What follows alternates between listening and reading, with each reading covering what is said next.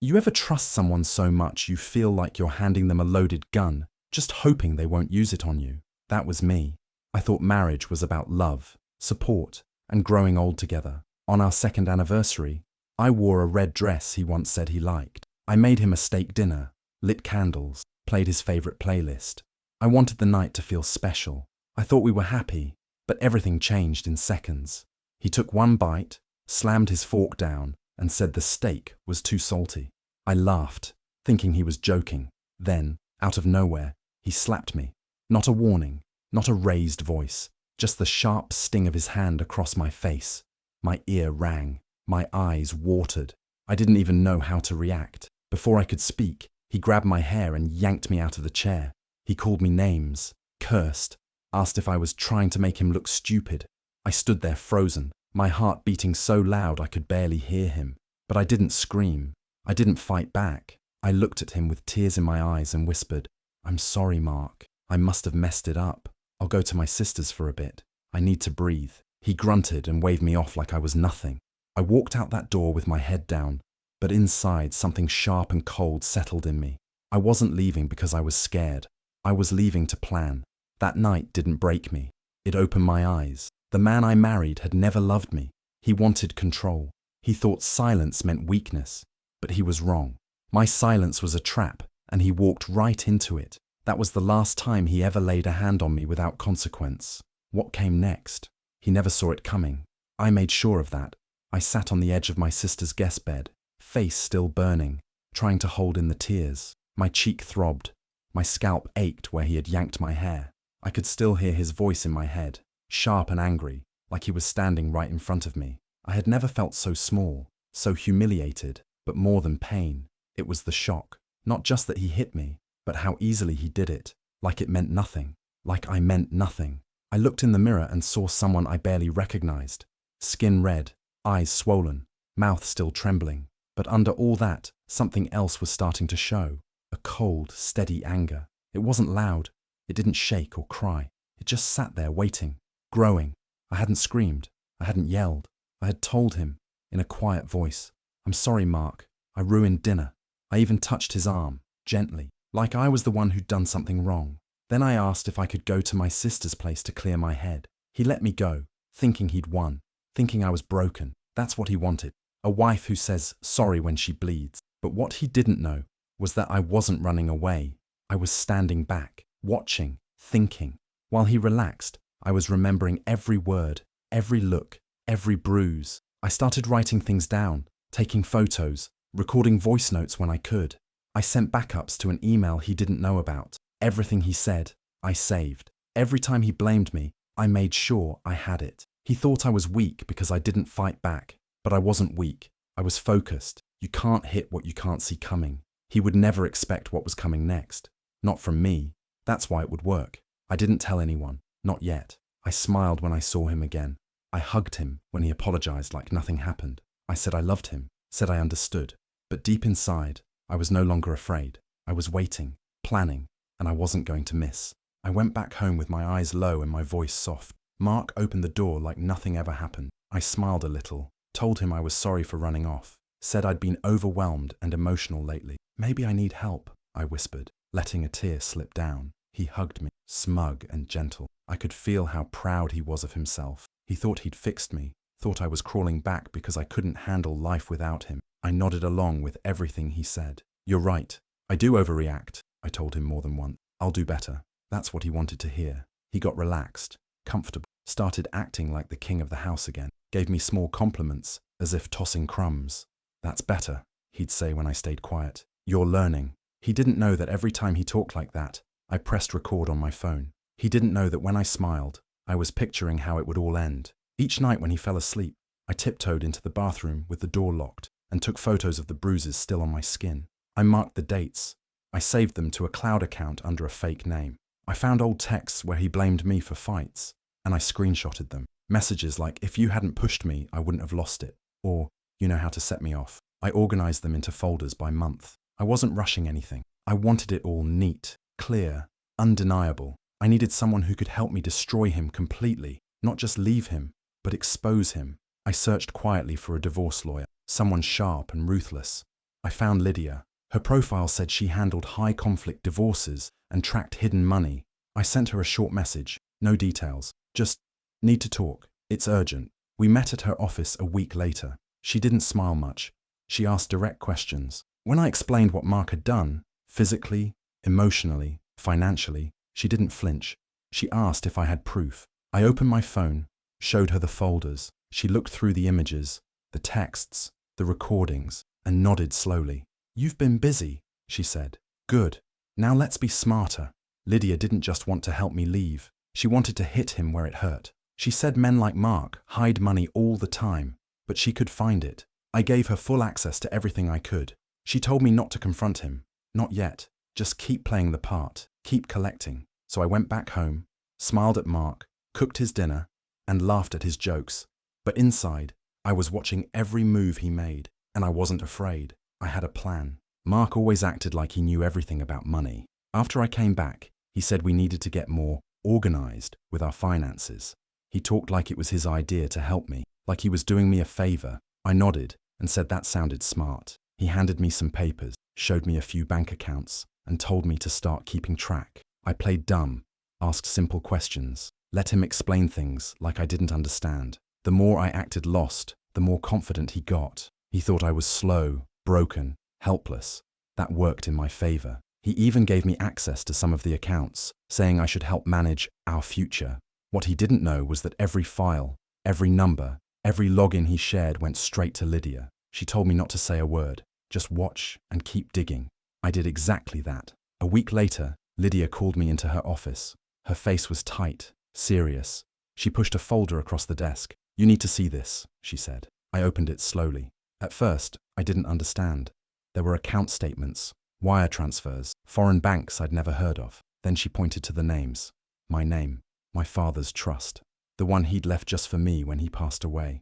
Mark had been stealing from it for over a year, piece by piece, dollar by dollar. He had moved huge amounts into secret offshore accounts. He used fake companies and tricky paperwork, but Lydia found the trail. He hadn't just taken a little, he had drained almost everything. I felt the air leave my lungs. That money wasn't just cash, it was safety, it was my future. My father had worked his whole life to protect me, and Mark had taken it like it was nothing. But it didn't stop there.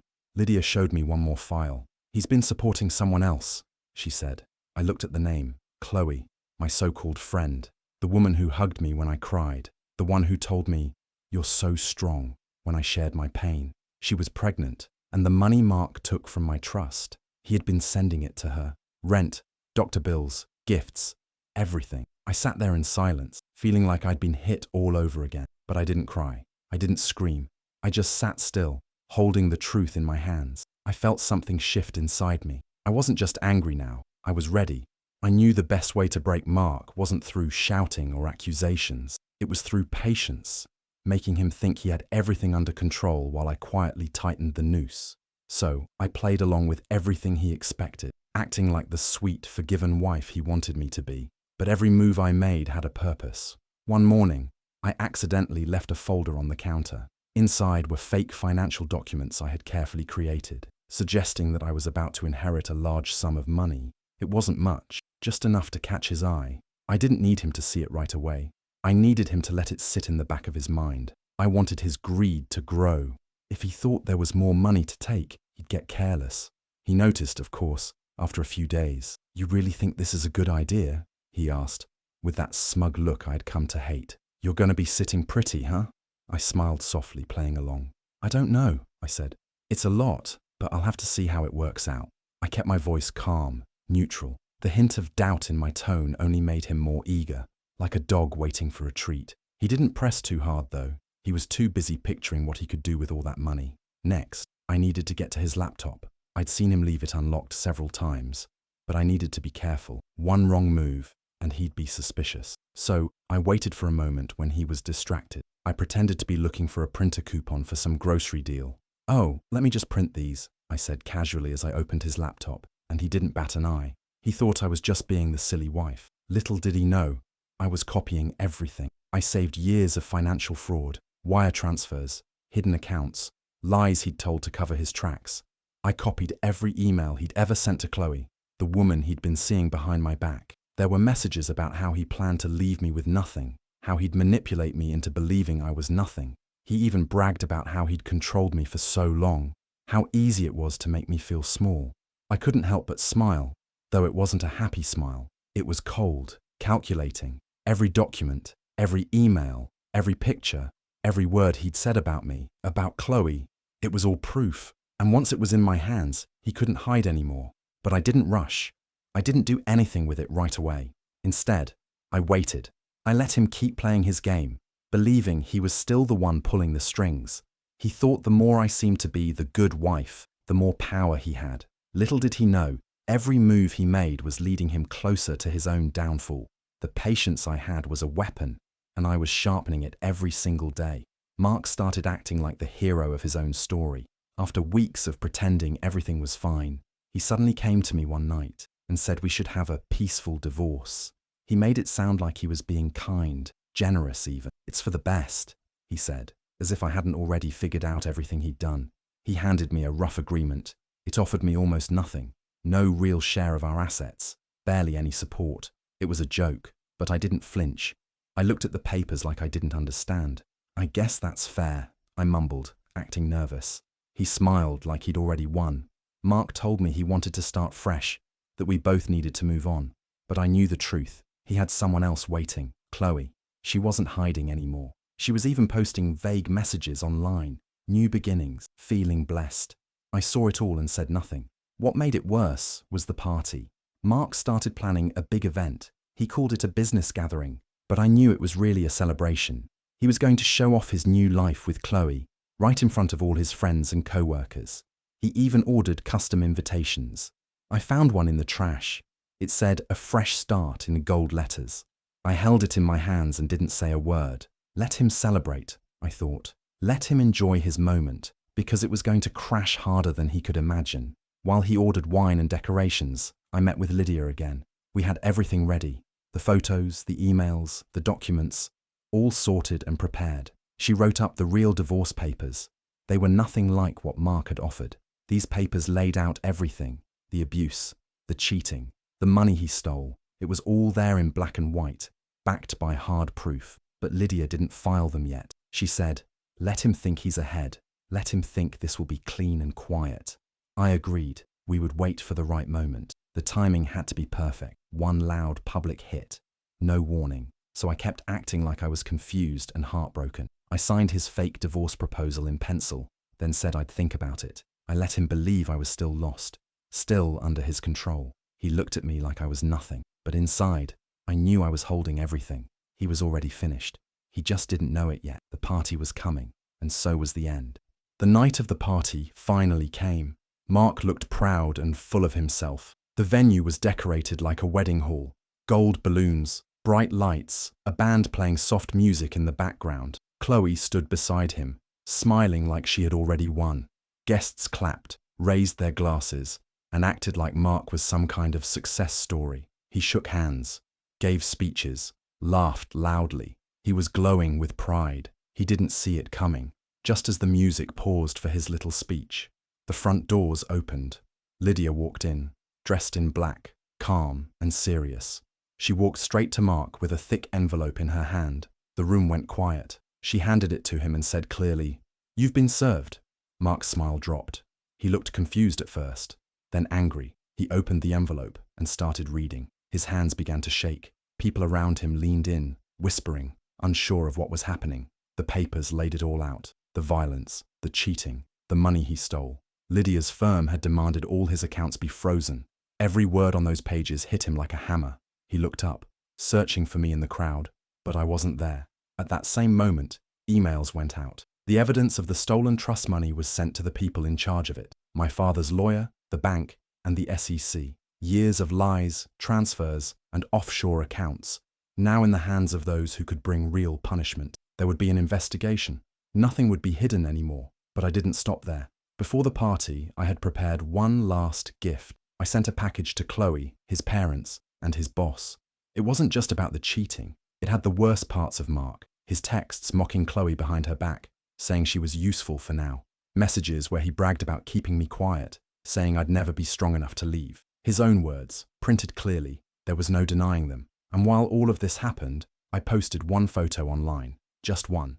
It was the picture of my bruised face from that anniversary night. No long story. Just the photo. And a short caption. Second anniversary gift from Mark. The truth always comes out. Time's up. No more silence. I tagged his company. I tagged the industry groups he loved so much. By the time he looked at his phone, the post had already gone viral. His party turned into a disaster in minutes. Chloe stormed out crying. His boss followed her, shaking his head. His parents looked horrified. People whispered, stared, backed away. Mark stood frozen in the center of it all, holding papers, surrounded by silence. That was the moment everything changed. And I wasn't even in the room. The party was supposed to be Mark's big moment. Instead, it turned into a nightmare he couldn't escape. After Lydia served him and the messages spread, people began to whisper louder. The room that had been full of laughter turned cold. Some guests left quietly. Others stayed, watching the scene unfold like it was a bad movie. Chloe was the first to react. She looked at her phone, then back at Mark, her face pale. She stormed up to him, shouting loud enough for everyone to hear. "You lied to me," she screamed. "You said you loved me." She threw her drink on the floor and pulled off the ring he had given her. "You said she was crazy, that she was the problem." Mark tried to calm her down, but she slapped his hand away. "You used me, just like you used her." Then she walked out, pushing past shocked guests. His boss wasn't far behind. He had seen the social media post and had already read through the emails. "We can't be connected to this," he said to Mark, loud enough for everyone to hear. "You're done. Don't come to the office. Don't call me. Ever." Then he turned and walked away, just like that. Mark's mouth opened like he wanted to protest, but nothing came out. His parents stood quietly nearby. They had just finished reading the folder I sent them. His mother looked at him like she didn't recognize her own son. "What have you done?" she whispered. "We raised you better than this." His father didn't say a word. He simply turned his back and walked away, taking his wife with him. Mark was left standing alone, holding the papers, eyes wide. He looked around the room and saw nothing but judgment. No one defended him. No one stayed by his side. His face turned red. His hands shook. He knew everything was falling apart. The next day, the calls started. The bank wanted answers. The SEC had opened a case. Emails from lawyers began filling his inbox. Chloe blocked him. His boss made a public statement cutting ties with him. His reputation, once clean and admired, was ruined. News of the scandal spread. People from his past reached out, not with support, but with shock and disgust. Mark tried to explain, but no one was listening. His power was gone. The money he stole, frozen. His job, gone. His future, uncertain. He had no allies left, no control. Everything he built on, lies, collapse. Court day came, and I walked in steady and quiet. I wasn't nervous. I wasn't scared. I had everything I needed. Proof, facts, documents, recordings. There was no guessing, no doubt. My lawyer, Lydia, stood beside me, confident and ready. Mark sat across the room, looking tired and smaller than I'd ever seen him. He avoided my eyes. When the judge asked me to speak, I stood up and told the truth. I didn't cry. I didn't raise my voice. I explained what happened step by step, just like it was. A list of what he did, what he said, how he acted. Every piece of evidence backed my words. Lydia handed over the folders, and the judge took his time reading through them. Mark's lawyer tried to defend him. He said Mark was under pressure, that he was confused, that it was all a misunderstanding. But the judge didn't look convinced. The facts were clear. There was no spinning the truth. Then Mark stood up and tried to speak. His voice cracked. He said he was sorry, said he didn't mean to hurt me, said he'd lost control and wasn't thinking clearly. I didn't reply. I didn't nod. I just looked at him, calm and quiet. There was nothing he could say that would change what he did. He wasn't sorry for hurting me. He was sorry he got caught. The judge gave his decision quickly. I was granted full ownership of the house. The trust was returned to me with control over every part of it. Mark was ordered to pay back what he stole, with interest. Lydia made sure the settlement was big enough to cover every dollar he had hidden away. On top of that, I was given a permanent restraining order. Mark wasn't allowed near me again. Not at home, not at work, not anywhere. He looked down when the decision was read. He didn't argue. He knew it was over. As I walked out of the courtroom, reporters stood outside. I didn't stop. I didn't speak. Lydia handled them. I kept walking, my head high. The sun felt warm. The air felt light. I wasn't scared anymore. Mark had tried to break me, but he failed. His regret meant nothing to me now. It was just noise in the background. I didn't need revenge. I had something better: peace, control, and freedom. And he had nothing. A year later, I sat in my office, sunlight pouring through the window. The place was mine, built from the money Mark once tried to steal. My team laughed in the next room, busy with new projects. I was no longer hiding, no longer afraid. I was building something real. My computer screen lit up with a news alert. I glanced at the headline: Former finance exec Mark, last name, sentenced for embezzlement. I didn't blink. I didn't pause. I just clicked it off. I reached for a photo on my desk. It was me, smiling, confident and free. No bruises, no lies, just me. He thought he broke me, but I rose instead, stronger, smarter, unshaken, and I never looked back. Do you think I was right to stay quiet and plan it all out? Or should I have walked away the night he hit me? Would you have handled it differently? Let me know in the comments. I really want to hear what you would have done. And if you love real, powerful stories like this, don't forget to subscribe and turn on the notification bell so you never miss one.